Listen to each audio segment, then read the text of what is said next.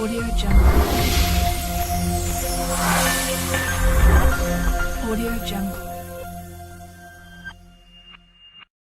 Olá, seja muito bem-vindo. Está começando agora mais um programa de entrevistas da Saúde Line TV. No programa de hoje a gente vai falar sobre as fraturas da coluna vertebral por osteoporose. Para conversar sobre esse assunto eu tenho aqui novamente o Dr. Rafael Barreto. Olá, doutor, seja muito bem-vindo. Obrigado, Thiago. Bom estar aqui com vocês novamente. Bom, a gente que agradece. Obrigado. Bom, doutor, então para começar eu gostaria que você contasse para a gente, para quem está nos assistindo, o que é a osteoporose? Bom, Thiago, a osteoporose é uma doença osteometabólica, né, que ela afeta todos os ossos e ela leva a um enfraquecimento da microarquitetura do osso.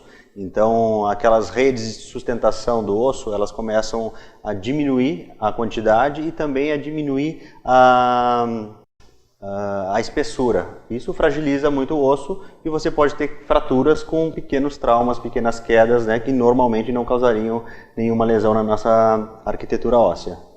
E quem geralmente sofre com isso? Bom, a osteoporose ela comete principalmente mulheres, né, 6 vezes mais frequentes do que os homens. Geralmente as mulheres após a menopausa elas estão mais suscetíveis à osteoporose por causa da alteração hormonal que acontece. Isso é bom lembrar que a massa óssea ela se desenvolve entre 20 e 25 anos, então a gente nunca cuida nessa faixa etária e não tem essa informação para poder prevenir uma doença futura, né, como a osteoporose, que é uma doença que afeta milhões de pessoas no mundo inteiro e tem um custo muito alto no seu tratamento e também na perda da função dessas pessoas quando elas têm alguma lesão por conta da osteoporose. Então as mulheres pós-menopausa e os homens geralmente eles são afetados após os 70 anos, né? É uma doença que ocorre mais em pessoas brancas, magras, né, de baixa estatura, em asiáticos, tabagistas, pessoas que fumam também, o cigarro é um dos contribuidores aí importante para a osteoporose, alcoólatras e pessoas que utilizam algumas medicações específicas para tratamento de algumas doenças, como corticoides, anticoagulantes, medicações que atuam no controle da convulsão, também alteram a absorção do cálcio e podem acelerar um processo aí de perda de massa óssea. Bom, doutor, e você chegou a citar aí as prevenções e que a gente poderia prevenir. Quais seriam esse tipo de prevenção? Uma ingesta de cálcio, né, adequada durante a vida, atividade física regular também ajuda bastante.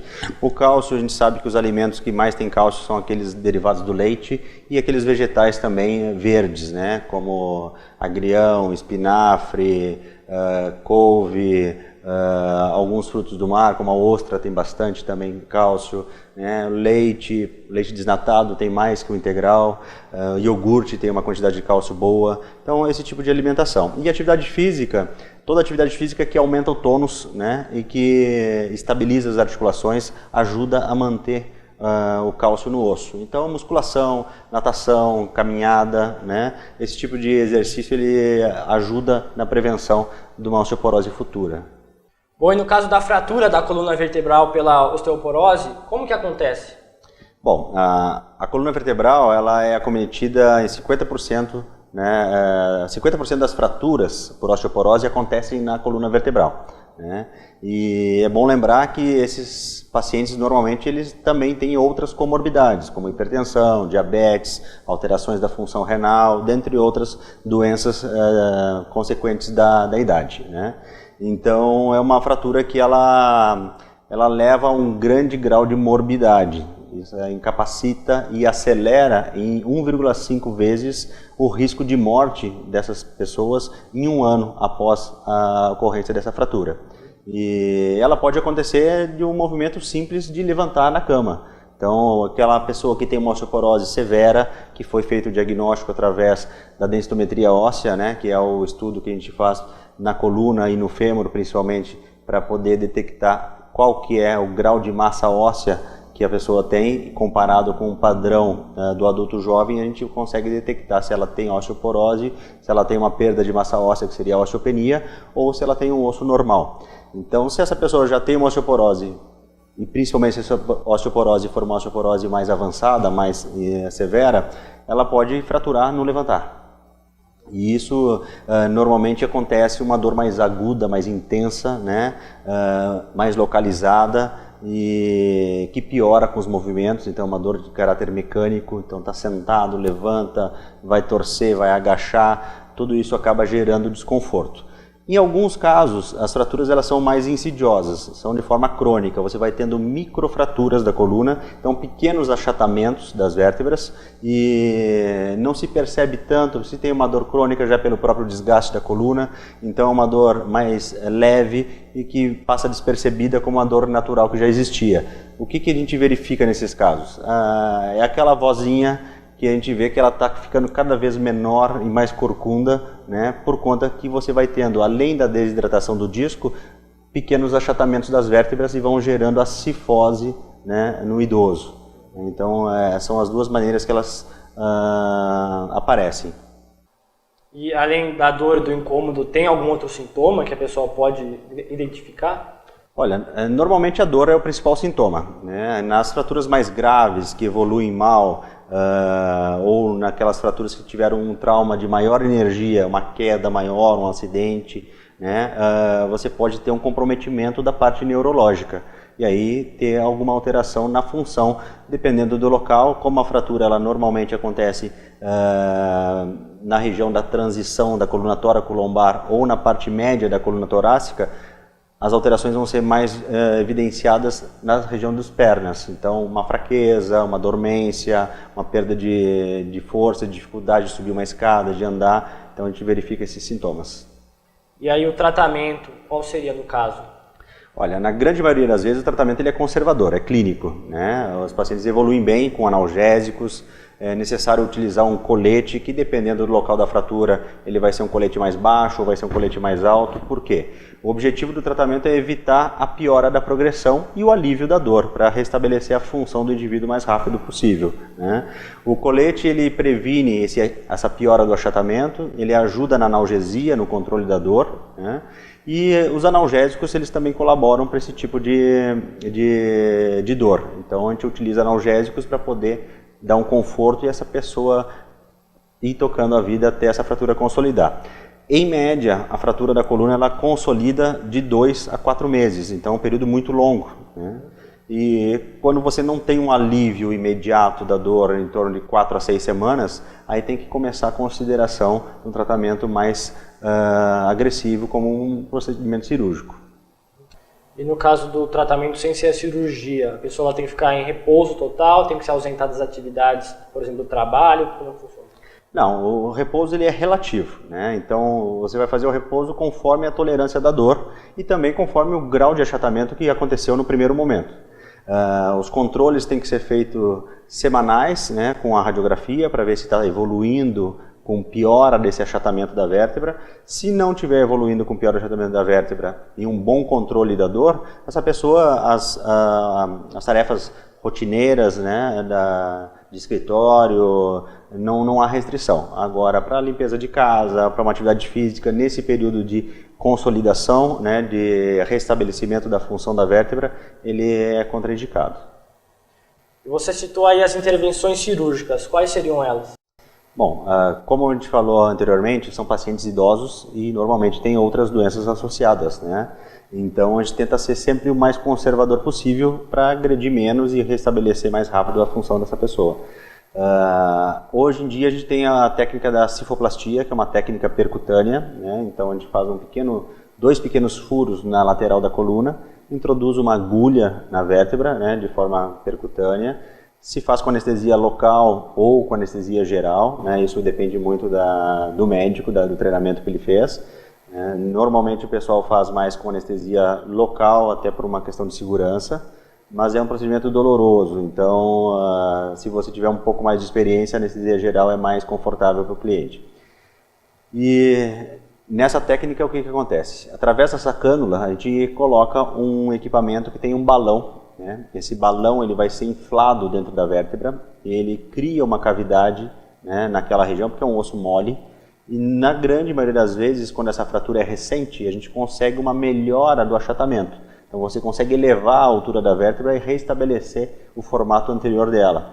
Tá? A grande vantagem da cifoplastia, que é essa técnica mais moderna, em relação à vertebroplastia, que era a técnica antiga, é que, como se cria essa cavidade no interior da vértebra, o cimento, que é essa cola óssea que a gente usa, ele é introduzido de forma com uma pressão negativa. Você não precisa fazer muita força para ele entrar dentro da vértebra, porque já se criou uma cavidade. Então, uma das principais complicações das técnicas de cimentação é o extravasamento do cimento, né? Tanto para dentro do canal medular, com compressão de raiz e da medula, como também em direção ao pulmão, causando a embolia pulmonar. Então, como se criou essa cavidade, ele entra sem pressão praticamente dentro da vértebra e a chance de acontecer uma complicação que não é frequente, né, de extravasamento, ela fica praticamente zero, né? Então essa é a grande vantagem da cifoplastia hoje. Quem que pode realizar esse tipo? Existe alguma restrição? Não há restrição. Existe uma restrição técnica só, porque você não pode introduzir esse balão, essa cânula, numa vértebra que tem mais de 70% de achatamento. Então são aquelas fraturas recentes e que não tem um achatamento completo. Tá? Uma imagem bem característica quando você tem uma fratura de coluna com uma compressão completa da vértebra é o que a gente chama de imagem em cauda de peixe. Então fica aquela imagem em cauda de peixe, fica achatado na frente e fica aquela parte mais alargada atrás, que seria a coluna posterior da vértebra. Então, se você tem um achatamento muito severo, você não consegue introduzir a cânula e não consegue introduzir o cimento. Então, nesses casos, não há indicação mais para cifoplastia ou para vertebroplastia. Entendi. E é preciso internação antes do paciente? Ele já sai no mesmo dia? Olha, normalmente ele sai no mesmo dia ou ele dorme uma noite no hospital, né? Então, como se trata de um tratamento percutâneo, não há sangramento, né? Não há nenhuma lesão importante aos tecidos, é um furinho de 0,3 milímetros só, ele está confortável para ter alta se for feito o procedimento de manhã, no final da tarde, se for feito à tarde, no início da manhã. Não esquecendo que os anticoagulantes, né, quem usa medicações para coagulação, tem que ser suspensos de 5 a 7 dias para evitar risco de hematoma, né, e alguma complicação aí no pós-operatório. E a alimentação deve tomar cuidado também antes da cirurgia? Não há nenhuma restrição, né? O diabético sempre tem que ter o controle da glicemia, porque o cimento ele é um corpo estranho também, então ele pode ser reconhecido ou você está com uma imunidade baixa e desenvolver um processo infeccioso, né, que também não é frequente, mas pode acontecer. E quanto tempo leva até o paciente se recuperar? Olha, de imediato, né, já há uma melhora de mais de 50% da dor. Então ele já acorda da anestesia já com mais de 50% de diminuição do desconforto álgico da dor, né? Isso vai melhorando conforme os dias e o paciente no dia seguinte já está andando, fazendo coisas que não fazia, fica sentado, porque não conseguiria sustentar o tronco pela dor, né, incapacidade que ele tinha de sentar, de movimentar. Então dá uma boa qualidade de vida e recupera muito mais rápido, né? Entendi. E depois o paciente já pode voltar à sua vida ativa, assim, por exemplo, voltar a trabalhar, pegar peso, depois de quanto tempo daí? Na verdade sim, o cimento ele é uma cola rígida, né? Então ele deixa aquela vértebra extremamente dura, enquanto que as vizinhas ainda continuam com osteoporose e continuam frágeis. Então tem que ter um certo cuidado no período inicial de 40 a 60 dias para não sobrecarregar essas vértebras vizinhas e não acontecer uma nova fratura por causa disso, entendeu? Então, dependendo do grau de osteoporose, a gente usa o colete no pós-operatório também, como uma prevenção, uma proteção, tá?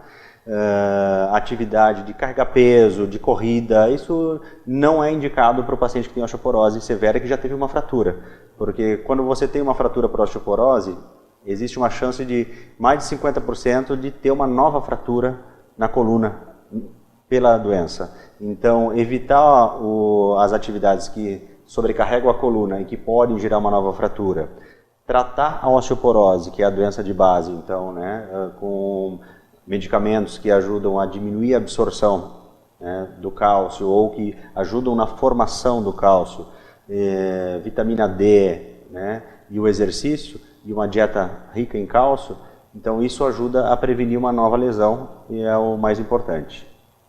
Como que o paciente ele pode então fazer para identificar que ele tem algum desses tipos de problema?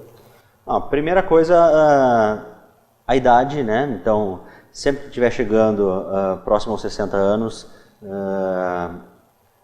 a gente tem uma diretriz aqui que ela indica a realização da densitometria óssea a partir dos 60 anos nas mulheres e a partir de 70 nos homens, né?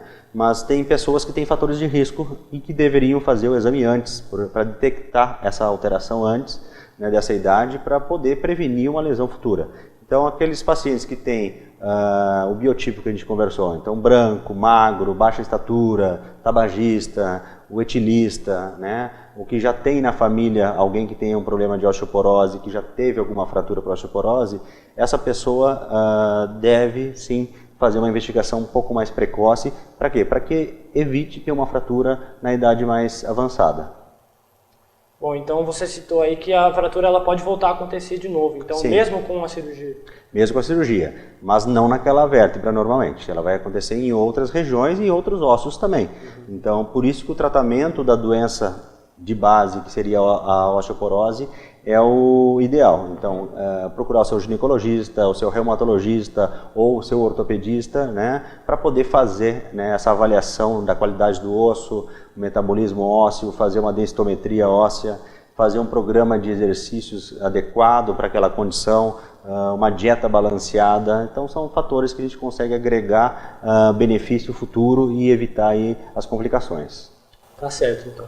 Bom, hoje eu conversei com o Rafael Barreto, ele que é ortopedista e especialista em cirurgia de coluna. Muito obrigado e volte sempre. Obrigado, Thiago. De novo um prazer e esperamos estar de novo aqui. Um abraço. Prazer todo nosso, um abraço. Bom, e o programa de hoje fica por aqui e até mais.